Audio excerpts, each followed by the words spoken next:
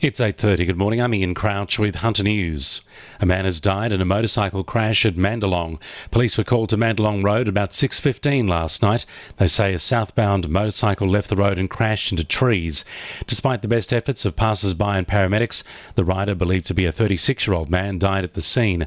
A report is being prepared for the coroner. A woman has been charged over the alleged stabbing murder of a man at Raymond Terrace. 27-year-old Jason Adams was found lying in the middle of the road in the early hours of Saturday morning. He'd suffered a stab wound and died at the scene. A 21-year-old woman who is known to the man was arrested at a North Haven motel yesterday and is due to face Port Macquarie local court today, charged with murder.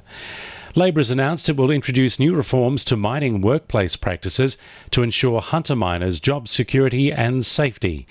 Local miners raised concerns about job security during a conference in Singleton over the weekend due to the casualisation of the workforce. Natural Resources Shadow Minister Paul Scully says a number of reforms would make sure companies provide fair pay to all workers. We will insist that companies demonstrate they have fair dispute resolution procedures, that at least 80% of workers on the site are directly employed, and that labour hire workers will have the same paying conditions as those who are directly employed. As mines may move to new automation, we would expect that companies would have those control rooms and technical facilities located on the existing site or nearby. Williamtown residents involved in a class action against the Department of Defence over PFAS contamination will have to wait a little longer to find out what they'll receive in compensation.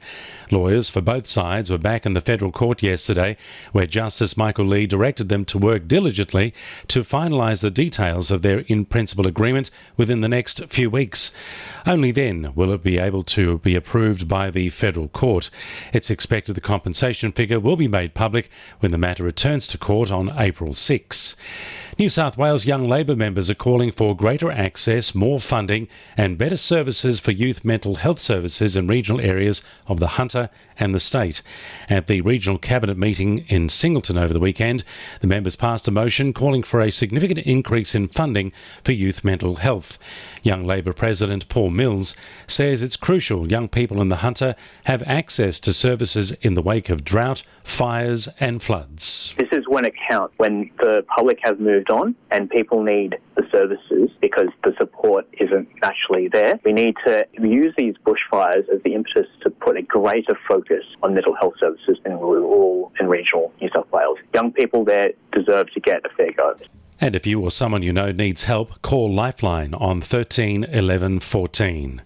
Lake Macquarie Council will hold 2 drop-in sessions this week to allow residents to have their say on plans to extend the Fernley track.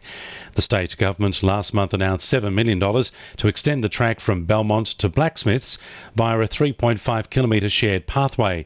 Council's working to ensure the track extension is kept away from residential driveways while incorporating as much of the natural environment as possible in the new pathway. Drop-in sessions are being held from 4 till 6 p.m. today at Brant Close, Belmont, and tomorrow at the corner of Beach Street and Ocean Park Road. 2NURFM Sport. After getting his contract extended for another year, Knights centre Inari Tuwala is now hoping for a starting position in the season opener against the Warriors at McDonald Jones Stadium.